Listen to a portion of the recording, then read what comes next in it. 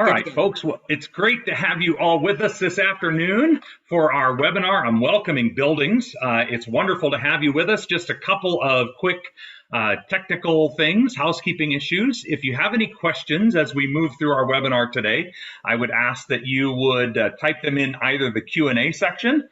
You can find that. You can hover your mouse down towards the bottom. You'll get a toolbar there. There's a Q&A section. You can type your question in there, or you can type them in the chat feature. We'll also make this webinar will be available to you recorded here in a little while. It'll be up on our website, RSTM,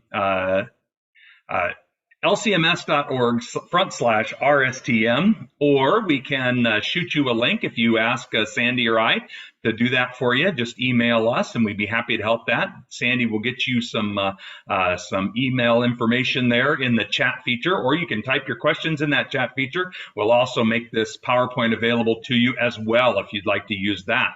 So with that, let's begin with a word of prayer.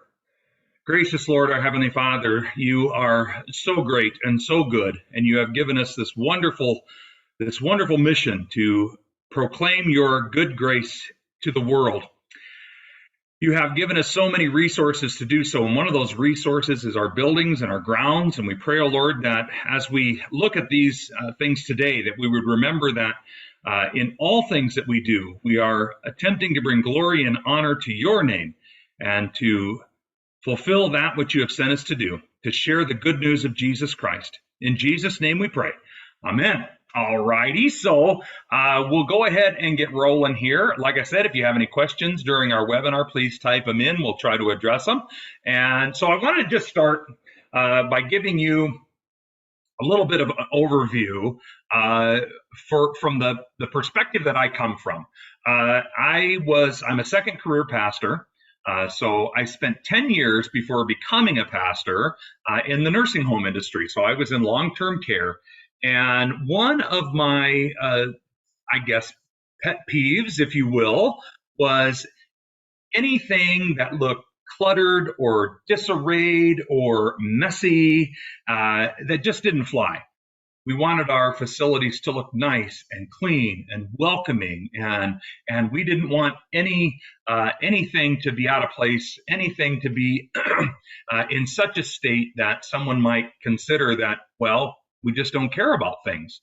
And so that's always been my mindset. So I was the guy who would walk up and down the halls. I took trips up and down the hallways every day. I was in 3 different nursing homes. I would do that at least twice a day, and I would pick up this scrap of paper here, or this thing here, and if there was something on the vent, I would pull that off, and that's just the way I kind of did things. And so after coming into ministry, I've kind of kept that mindset about my buildings and the things that I try to accomplish as we do ministry in the various places I have done that. And so that's kind of the mindset of where I'm coming from today. So you'll notice some of that. And so we start with this slide called the Welcoming Church. Now, a lot of people, when you talk about welcoming, they think primarily people. We are welcome, we're warm, are we inviting? And that is, to be sure, a very important aspect of what we do as church in our life together. But what we want to focus on today is another aspect of that, because you can have wonderful, warm, welcoming people, but if it's difficult or if your grounds and building look in disarray, sometimes that welcoming people can be overshadowed. We'll have a webinar on welcoming people, by the way. So just to move forward here, maybe, there we go. Hopefully you have the slide that I have. Originally, this PowerPoint was put together by a good friend of mine who did a webinar for us on welcoming buildings a long time ago, so I've taken it and revamped it. But I love this slide that he found to start. This church, it's out in the country somewhere. It's a rural church, but it looks a little dark and foreboding. Unfortunately, I'm afraid a lot of folks in our communities, whether it was a cloudy day or a sunny day, might consider that about our churches. So how can we take a fresh look at our buildings, our grounds, the things that are going on in our buildings, so that we can have an eye towards the folks who are coming in maybe for the first time? And that's why I like this slide. Now, I also like to start on this slide because there's something very, very important that we have to talk about first. Anytime we're talking about buildings, grounds, the way we do things, the way we order things, the way we try to accomplish things, all of that, mind you, now I want you to hear me, all of that is subservient to the gospel. It is all in a ministerial role to the word and sacrament ministry that we are doing. That is the key. That is the most important thing that we do, and we want to do that well. In fact, we want to do that the best possible way we can. And so I don't want anybody to think that, oh, it's all about the building and all about those kinds of things and being flashy and showy, and then we'll have visitors and then we'll have people who come here. That's not what it's about. All of this serves the gospel. All we're trying to do is get rid of any impediments. When I do planning with congregations, I always say that we need to take a look. What are the possible hurdles that we might have to jump in order to have people come to our congregation to hear the gospel? And so this is one of those things that can happen, our buildings and our grounds and things of that nature. But again, subservient in ministry to, not magisterial to the gospel, ministerial to the gospel. So that's where I want that to start out very clearly. So we're looking at a couple of kinds of buildings. And honestly, it doesn't matter what kind of building you're in. It doesn't matter if you've got a newer brick structure or an old Gothic structure, or you're in a wood frame building somewhere. The structure of the building, the type of building, isn't what's really important. That's not what we're going to worry about today. I'm not here to tell you that, well, if you've got this type of building, then you should probably raise that and start over. Obviously, that would not be good stewardship. So what we want actually to happen is that the worship that's going on in our buildings should be so served by our facilities that nobody really thinks about it, quite honestly. Now, we want the structure, and I love in the left-hand picture, you've got the cross at the top and the cross even in that window, and those arches. To me, those arches are always inviting, and you've got some really nice architectural features there, but that's not the point. On the right-hand side, you've got a nice little wood structure. I always think I love coming up to a building like this because I think it's quaint and homey, and what a great place to be where I'm going to gather with family. But again, that's not the point. The point is that we get them in, and everything else should disappear. That being said, when we have things that are out of order, when we have things that are cluttered, when we have things that are maybe not to their best, then they fail to disappear. And we're going to talk a little more about that. So facility issues. What are some of the facility issues that we might have? No one's going to come into your building because you have this lovely parking lot or you have good archways. But when we have problems, that's when things start to fall apart. So some of the things we're going to talk about today: parking, landscaping, decor, restrooms. I know this is a big deal to many, and some of you probably think we're going to talk about restrooms in a church, but it's an important factor, and we'll talk more about why. We're going to talk about directional signage. Where are the signs? Do we have signs? What's going on with that? And how can we get there? So let's start with parking. Parking is often an issue. Now, I like this cluttered parking lot here. I wish our parking lot looked this cluttered. But the point of the matter is, when we have parking, how does it look? Is it clean? Is it well marked? It doesn't always have to be paved. I've gone to a lot of churches with very nice gravel parking lots. But if the parking lot is full of potholes and full of ruts and things like that, well, people are going to maybe stray away from pulling into that parking lot. Are things clearly marked? where you're supposed to park. When I was on the road for RSTM, I had opportunity to go to a lot of different congregations. And a lot of times I would pull up and there would be parking areas, but I would have no idea where I'm supposed to go, where I'm supposed to park, what's the procedure. So I would usually park, and this is just me, I would park as far away from the building as I could. So if I didn't park correctly, I really wouldn't be in anybody's way.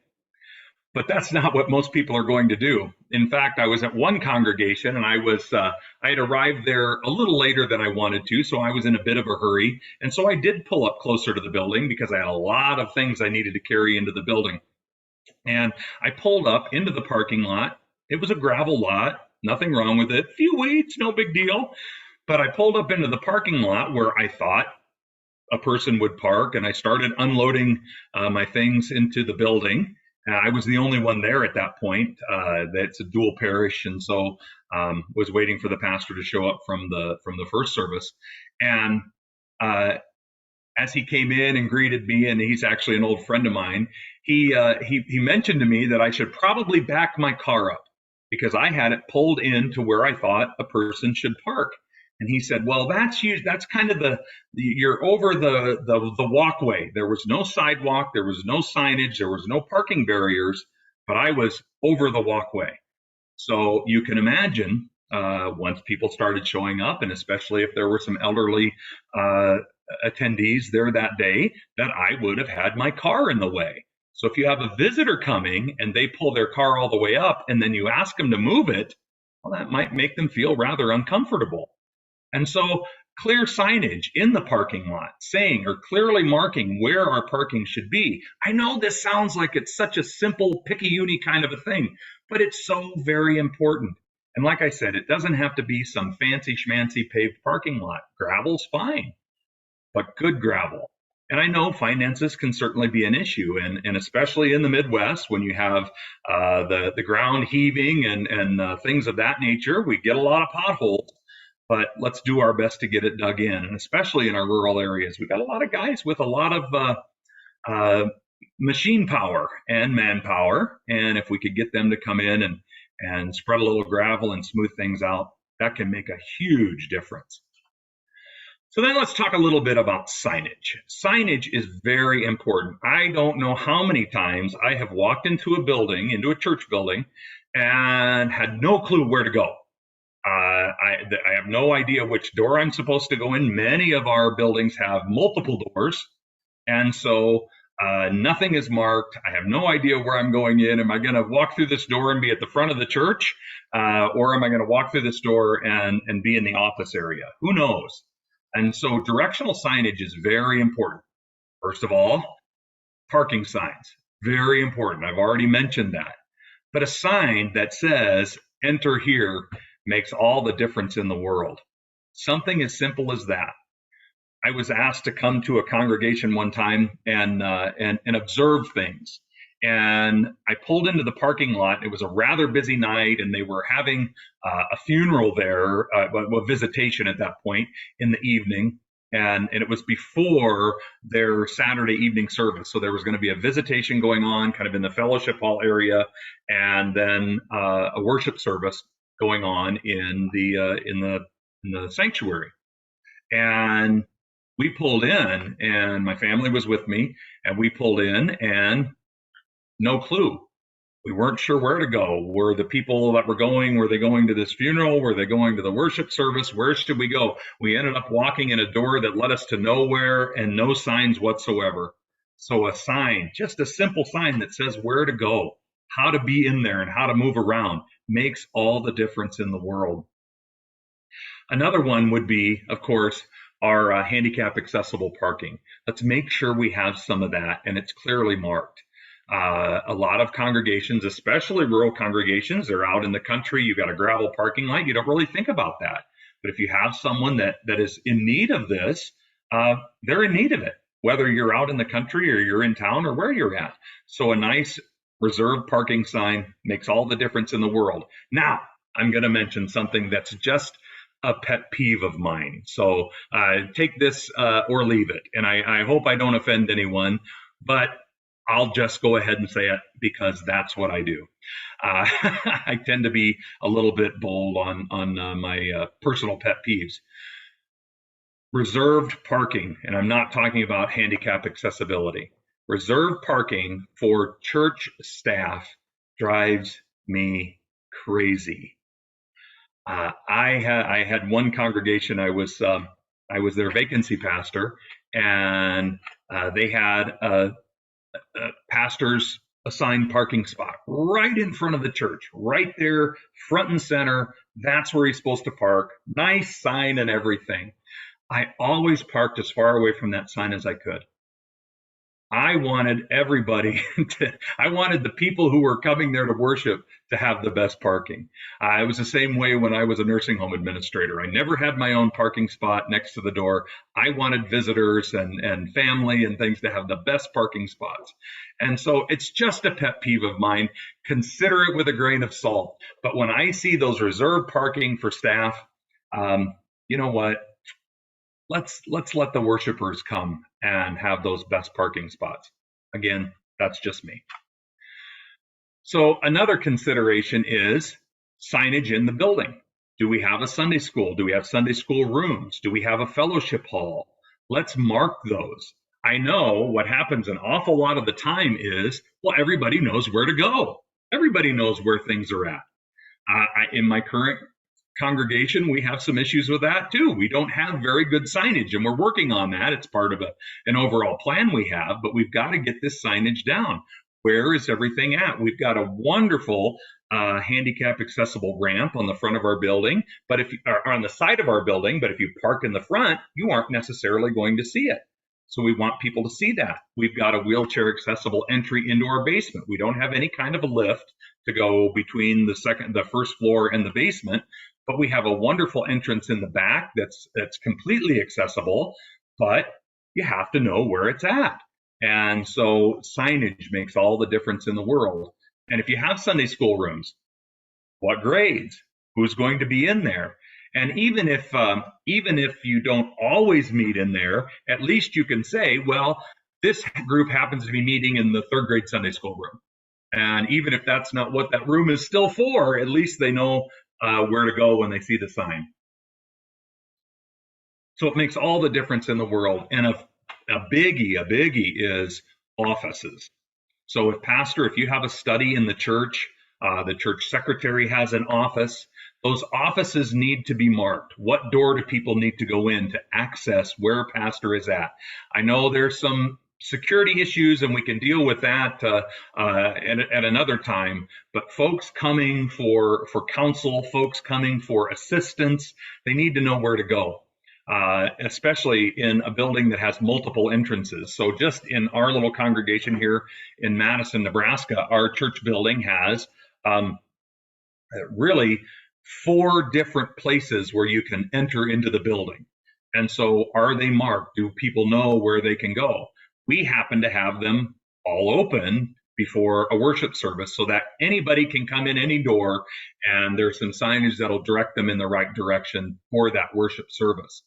But during the week, that's not the case, and those doors aren't necessarily open. So where does a person go? So church office signs, these kinds of things, they make a big difference.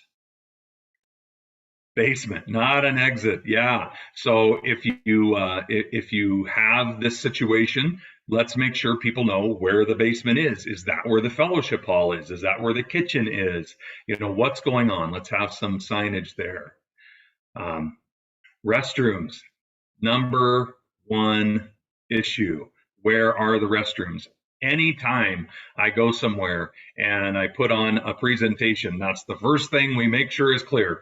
You go down here for the restrooms, the men's room's this way, the ladies' room's that way, or we have another set in the basement if the line gets too long. Restrooms are very important, and especially for someone who has to get up during a worship service, they don't want to have to hunt and poke around to find the restroom. They want to be able to see it and get there. They don't want to be any more disruptive than they have to be. And then, of course, parking. Do you have parking delineated? Do you have parking arrows on the ground? But most importantly is the flow of traffic going. Here, we don't have a particular parking lot. We've got parking off the street parking, but it's just off street parking.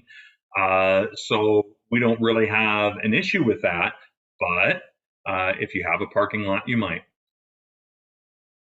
And what way to go? Again, we don't have a nursery, but we do have a cry room. And so we want people to know if you have a child that needs to have a diaper change, or you have a child that just decided that now is the time that I'm going to have, blow off a little steam and have a good cry. Or maybe it's mom, I don't know. The nursery is a good place, or the cry room, something like that, being marked is a very important place. So what I'm doing here is I said we need to think like a guest. We need to think like someone who is walking into our building for the very first time, and how can they find themselves feeling comfortable with getting around. So like I said, when I was a nursing home administrator, I would always walk up to a building, and I still do this now, with an eye towards what if I was a family member of a loved one and I was going to be choosing a place for my loved one to live. Am I going to be impressed with what I see, or am I going to be, oh, wow, maybe not so much. So is this somewhere where I feel comfortable? Am I able to find things without having to ask, especially in the church? So the restrooms, like I said, that's a really biggie. Am I comfortable leaving my child in the nursery, or am I comfortable finding it when I need to get there?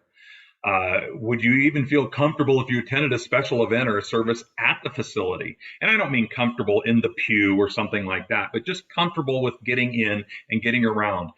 If you've never been the new guy having to walk in a door, which I have had to do thousands of times now with my work, this is a big deal. And even though I've done it thousands of times, every time I pull up to a new building, I have the same kind of butterfly feeling. What if I go in the wrong place? Well, I got to find the right door. I want to be where I need to be. And sometimes I found myself on the exact opposite of where I needed to be because nothing was marked. So you don't feel very comfortable. Now, kind of a shift of gears. I want to back up one more time. And a little anecdote. This was a story that was told to us while we were in the seminary about a pastor. He was new to his congregation, and fresh out of seminary, and he was, for his first worship service, he was excited, he was nervous, and he was really just anticipating the day and wanting everything to go perfectly as a new pastor would want. And of course, the seasoned pastors in the room know nothing ever goes perfectly, but that's what we want. But this gentleman was sitting in his study, preparing for the morning. He was there early, and he said there were 3 entrances kind of into the front of their building that would have brought somebody into the narthex, and 2 right in the front and 1 on the side. And he sees a person pull up out of his window, and he sees them walk up to the first door, and he's jiggling in, and it's locked. And he tries the second door, he's jiggling, and it's locked. And he turns around, gets in the car, and drives away. So he's running out trying to catch this person, and they're already driven away, and there happens to be a trustee or an elder or somebody there already.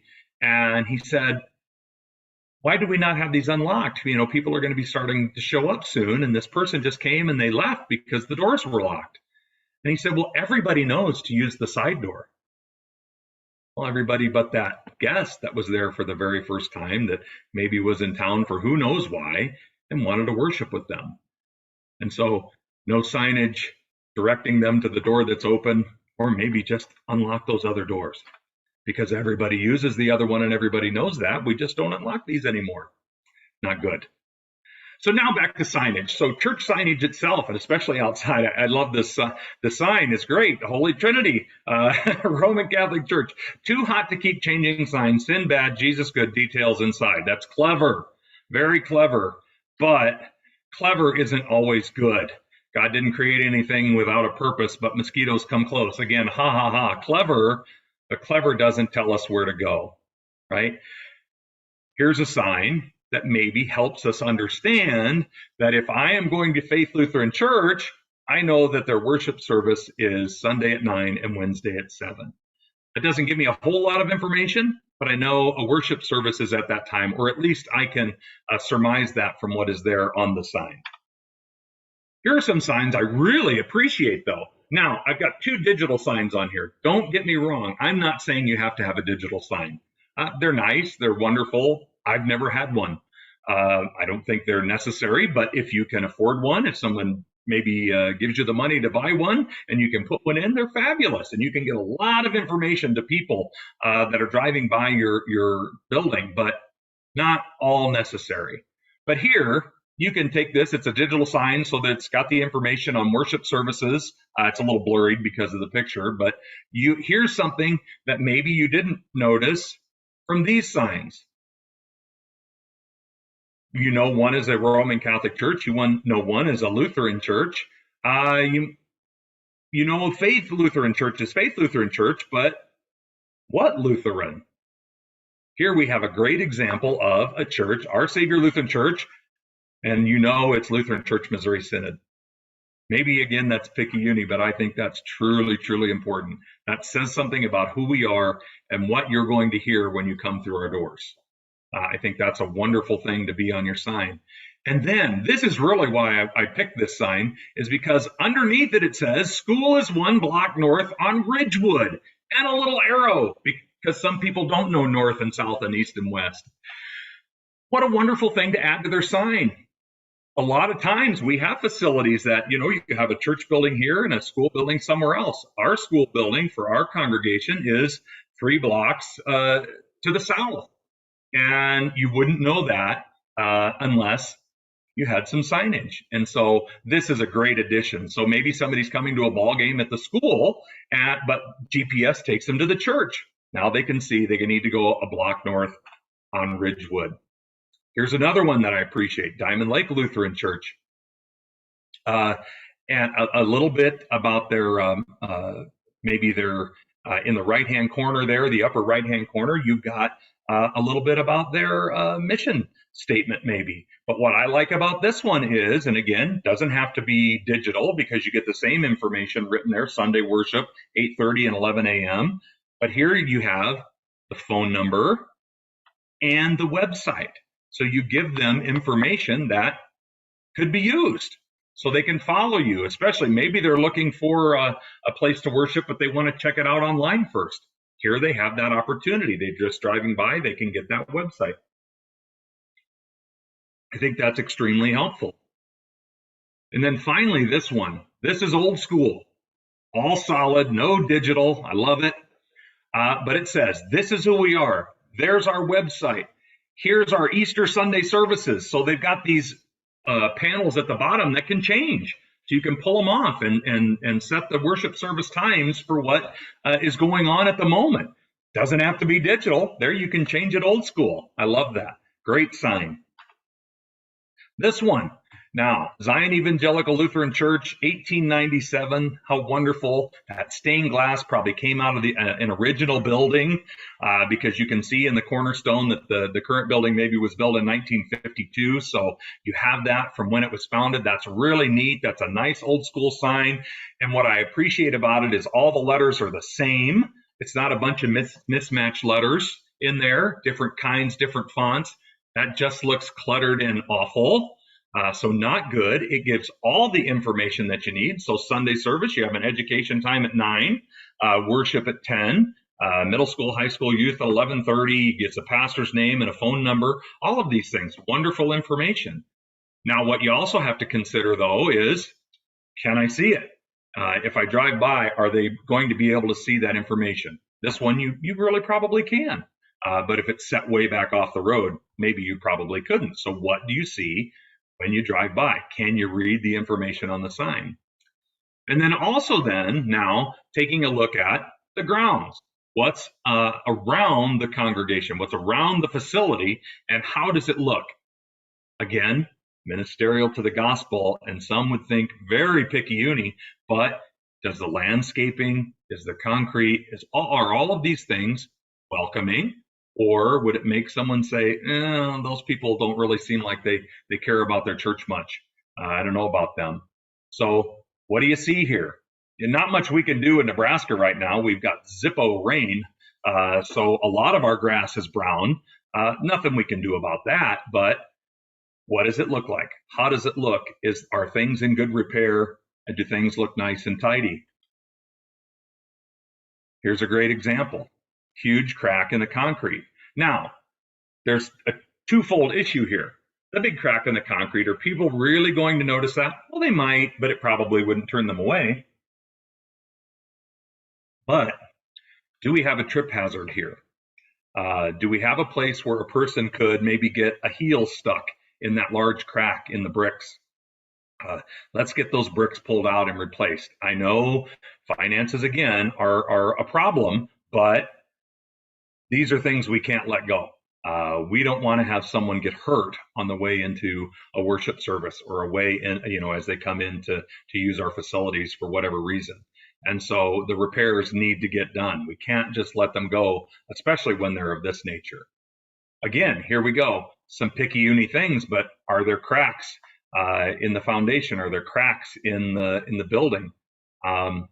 These can be some issues. Some rotted wood around a window frame, roofs that look bad. Again, I understand finances can be an issue. Budgets are tight, but when we have things that look in disrepair, people will expect disrepair from the people that are gathered there. One thing we've done here, it's simple, but all of we have beautiful stained glass in our sanctuary and around the whole building, in the offices and everything, and we have beautiful stained glass. But all of the plexiglass storm windows on the outside were clouded and aged and yellowed, and the screens were rusty and in bad repair on the bottoms. And so they used to have to open the windows on the bottom because we didn't have air conditioning in this building. But now we do. So the windows really don't hardly ever get opened, if ever. And so what do? We decided we needed to remove all of that old, rusted out, nasty looking stuff. And now it's just getting finished today, actually. So this is timely. They put new plexiglass storm covers over them, so the stained glass is still protected, but now you can see it. You can actually see the images that are in the stained glass. So as a person drives by, especially if they would drive by in the evening and the lights on the inside are on, you can see the images and you can see the gospel message portrayed in the stained glass. You can see Jesus, the Good Shepherd, in the stained glass where you couldn't before because of the disrepair of those windows. And like with the rotted frame there, those screens, we don't use the screens anymore. So let's just put the plexiglass all the way down and have a full view of all that stained glass. And it's beautiful. It's such an improvement. And it was a little pricey, but thanks be to God, we had been given some money set aside to do something like that. Maybe you aren't, but baby steps. None of this has to be done all at once, but you can baby step your way into it. But things like the cracks in the foundation, that can lead to much bigger problems. So we need to think about that. How about the doors? What do the doors look like? Could they use a coat of stain? Could they use a coat of paint? If they're glass doors, do we just need to wash the grime off from the last year or two? It seems simple, but that's important. Now, this door on the right, really a neat entryway. I love that. There's a lot of signage there. But that signage, there's a lot posted there. It looks maybe like the castle door in Wittenberg with all the notices posted on it. Too much. There's just too much there. That looks cluttered. That looks messy. It'd be better to have a bulletin board somewhere or a signboard somewhere even added that could have the notices in it. How can this be done in a way that looks nicer and more inviting? So again, what are we looking at here? Dead trees, dead shrubs. It just doesn't look very well kept. It looks like a place that maybe is, dying. And unfortunately, a lot of our congregations, especially in rural small town, people have that perception. We're seeing statistically more and more folks moving from urban and suburban areas out into rural areas. And if they already have a preconceived notion that the church there, those congregations out there are dying, and then they see something like this, well, That's going to maybe reinforce that impression, and we don't want that. Now, conversely, while someone has done some gardening here, gosh, that's a bit much. It kind of detracts from the message you want to convey through the buildings and grounds. So that's just a little overkill. Having flowers is nice. Having too many flowers is not good. Here's an example of some nice landscaping. Nothing fancy, nothing terribly expensive, but it's nice. It's put together. The mulch is in the delineated area for the mulch.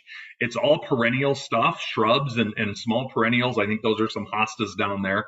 I only know this because I have hostas growing all around my house. And you don't have to take care of them. You just let them go. And especially when it's this hot and dry, you do want to water them now and then, but it's landscaping that can essentially take care of itself. You don't have to have a lot of manpower, where unfortunately we just don't have a lot of manpower. Here's another great example. Everything looks clean. This is not a large building, but you see a good delineated handicapped parking spot there. You've got that nice little bit of landscaping with the flowers, clear entry into the door. This is really nicely well put together. So let's move inside the building now. What do we see when we enter the building? What's going on? If you walked into this narthex, what would you think? Oh my word, there's an awful lot going on. What people remember, what we don't want people to see is what they will see. So anything you hope they don't see, they're going to zone right in on that. So, oops, I'm sorry, I didn't mean to hit the button. So if we're looking at this, you've got a lot going on. Baskets under the table, a card table set up to the side, some kind of a stand there with a chair, and then there's a church pew set there with a table in front of it.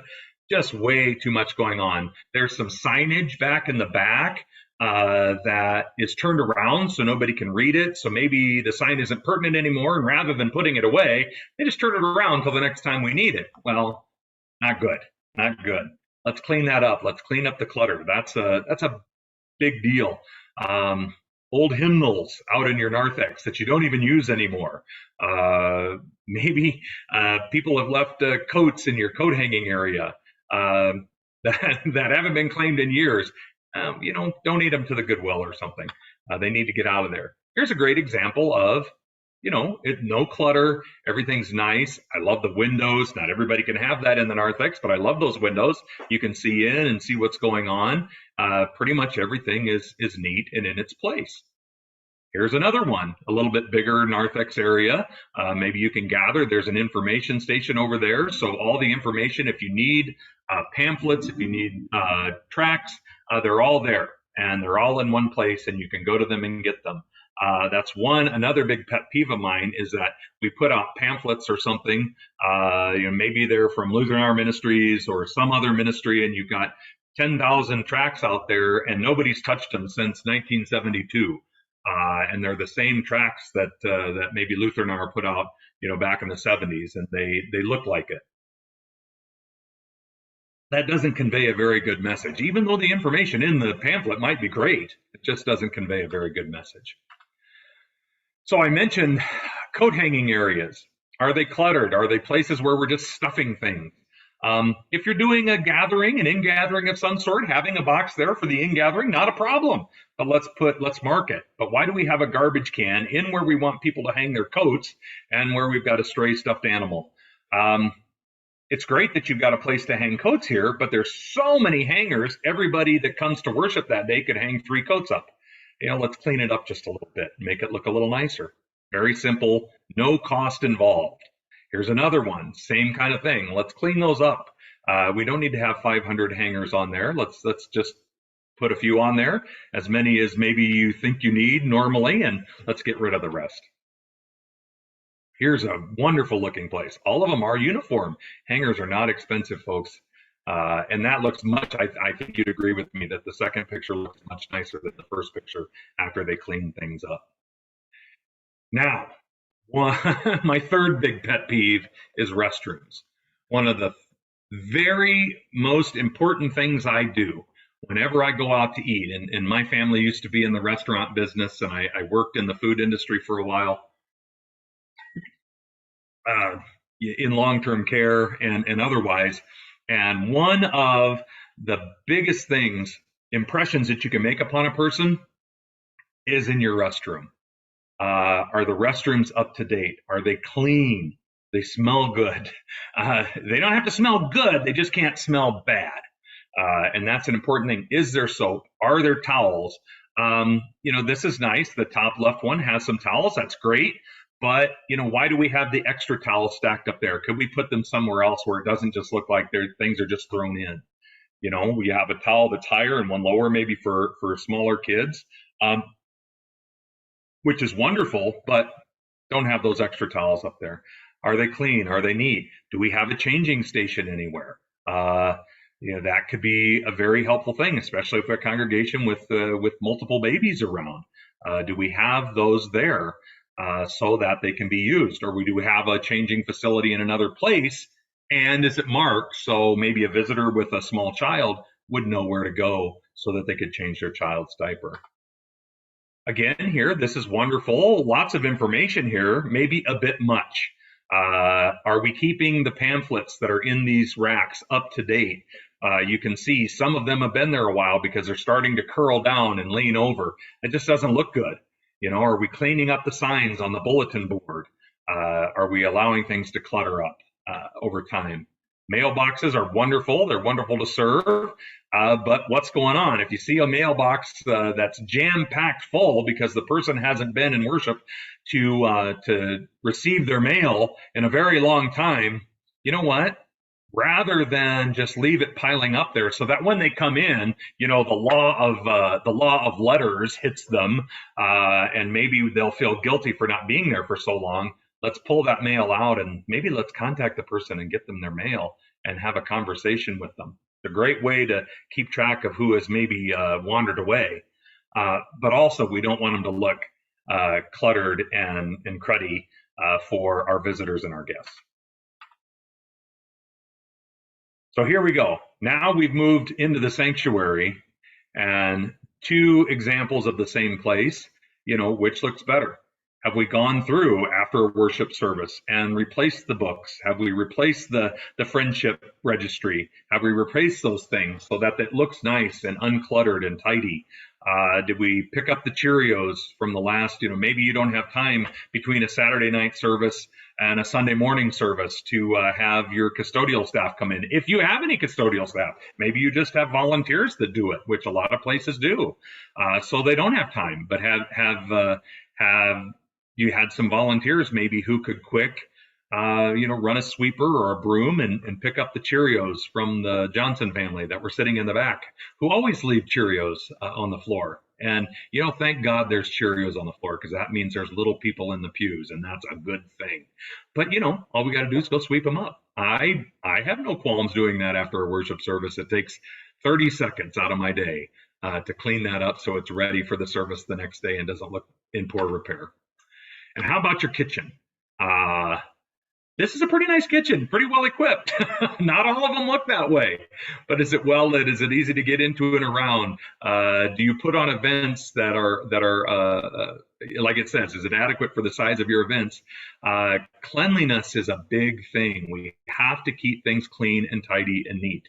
It just sends a message. The same way with the bathrooms, the same way with the kitchen. It sends a message. And so a lot of times our kitchen gets used by folks who aren't necessarily part of our congregation. And so we want them to be able to use it and feel comfortable there in that space. Maybe they're there for a funeral. I think here you see some white tags on there. They've got it marked where things need to go. That's wonderful that nobody's getting upset when things don't get put back in the right place. Our ladies just did that here not too long ago. They labeled everything. And one thing that I am a big proponent of is let's get away from the parochial nature of our kitchens. So many people have been turned away because of kitchen wars. That's ridiculous. Where the ladies' aid has their stuff here, and the other ladies' aid has their stuff here, and Altar Guild has some things here, and youth has some things here. You know what? We're all one family of God in this place. We're Trinity Lutheran congregation, or you fill in the blank. Let's not get so parochial about some paper plates and some spoons. Let's share this thing together, and let's show people the spirit of love and the bond in Christ that we have, not that we have to war over who gets to use these plates and cups. So then how do we make this building friendly? So again, do we offer childcare? Do we offer it during worship? I'm a big fan of having kids in worship, but I also know that sometimes that can, a parent can be distracted because their child is being a bit unruly. And we had one lady who had come to me. She was a former member, was wanting to come back, but she had 2 young boys, and they were a little unruly at times. She said, not my words, she said she was fearing that. And I said, you know what? I'd rather have them there making noise than not there. But here's what I'm going to do to make you feel more comfortable. I'll talk to a couple of our people, and when you come to worship, they're going to be available to give you a hand during that worship service, because she was going to be there, would have to be there by herself with her boys. And you know what? That's what happened. And one of the boys got a little rambunctious, and one of our little junior youth ladies went over and took him out and took him to the room where there's some toys and things where he could get settled down. And then when he got settled down, she brought him back to sit with mom. It worked out great. But we were being proactive and trying to help this person out. What about again, are our facilities clean and safe? Do we have competent supervision if we have childcare? Do we have clear policies and emergency procedures if you have childcare? These are important things to have so people feel comfortable with using them. And do you have training, and do you do background checks for things of that nature if you have this kind of thing? Is your church ready to expect a guest, to receive a guest? Are we thinking about that? Are we looking at our buildings in such a way? One of the big issues that a lot of places have, you maybe had some water coming in at one point in time, and there's some drywall or some plaster that's hanging down, or it's yellowed. It's very cheap to get that fixed up. You fix the patch, you patch the leaky roof, but let's get the drywall or the plaster fixed as well, so it doesn't look bad. A clean coat of paint somewhere is not it's getting to be more expensive, but it's still not a huge expensive fix. Sweeping outside of our doors, especially maybe the lawn has kind of been mowed and there's grass all over. So before people track all that grass in, let's quick sweep off the sidewalks. Doesn't take long. Same way with snow removal. Let's get that stuff taken care of so people feel like they can come on in and they feel warm and welcome. Again, do we have some parking spots reserved for guests? Do we have parking spots reserved for those who would struggle to get in? Do they know which entrance to come in? Do we have good lighting for guests? Again, you can come in the dark. I could walk into this building in the dark and walk through the entire building and not have a bit of trouble, but not everybody can do that. So are things well lit, and do we have the interior spaces ready for them? We're kind of running out of time, so I know we're just going back over, but again, restrooms clean, well stocked. Do you have lotion and tissues available? That's a big deal. If you have some pipes, is there rust on your pipes? Do you need to get them painted? Do you need to get some mildew cleaned up out of a room? Are things ready to receive people where they'd feel warm and comfortable? And so going through all of this is, it may seem like I said, things are picky-uni, but how do things look? Are things neat and in order? Are they just disheveled? So again, no matter what building you're in, what type of building, how new it is or old it is it a pole building? Is it a frame building? Is it a brick building? These are gifts of God, tools for ministry that God has entrusted us with, so that we can use them to the best of our ability to care for those folks whom God sends to us in worship. And so that's where I'm going to kind of stop with that now. If you have any questions, I'd be happy to help out. So I'm just pulling up the Q&A section here. Let's see here. At Northwest Convention last week, I was mentioned that small town and rural ministries is changing. What was the VP Scott Murray talking about? I have no idea. I don't know. I honestly, I don't know. I pulled these pictures off the internet, so maybe there was a picture of Zion. I'm not sure, Pastor Westpaper, but as far as the changing, I'm not sure what if we were talking about RSTM specifically, or I would have to check into that. I don't know the answer to that to you right now. Then. Do we have any other questions? So again, Sandy put on here, if you would like a copy of this PowerPoint presentation, please send the request to sandy.bowers@lcms.org. Murray implied that you had a call. Okay, I don't. I'm here, and I did receive a call, and I am in a congregation now, but you knew that. We've talked since then. So I do this contracted from my congregation in Madison, Nebraska. So don't know, John. Don't know what to tell you about that. Maybe I need to check into it. So any other questions that we have today? Be happy to hit those. Otherwise, I think we have, I don't see any coming up. Here we go. Keith, thank you. Old rugged farmers have the attitude, our bathrooms are just fine. The fixtures work. We don't need to update them. The ladies had a talk with the men. The bathrooms are being updated. Oh, that is such a great point. Such a great point, Keith. Thank you so much, Dr. Schweitzer, for mentioning that. Yeah, we've got that same issue. The old farm, they'd be happy with a tree and a, and the wind pointed the right direction. That's not good. But the ladies had a talk with them and they're being updated. How about that? That's fantastic. I love it. The ladies had a talk with the men and the bathrooms are being updated. It's an important thing. Like I said, when I go into a restaurant, I check out the bathroom. If the bathroom isn't clean, I can't trust that the kitchen is clean. So same way in the church. I can't trust that people care about anything if they show a disregard for caring for their facilities. I love it. I love it. That is fantastic. And yes, Pastor Westhaver, I am open to that. Absolutely. We need to talk more about coming out there again. So any other questions you have before we go, or comments? I love it. I'm not seeing any, and we are just about at our 2 o'clock deadline. So if you have any questions, don't hesitate to get a hold of me. My email is just my name, todd.kollbaum@lcms.org, or you can get a hold of sandy.bowers@lcms.org, and we'd be happy to get in touch with you. Otherwise, God's blessings to you all in your ministry, and may the Lord bless you and keep you. May His face shine upon you and be gracious unto you. May He give you His favor and His peace as you serve Him in His kingdom. Thank you all.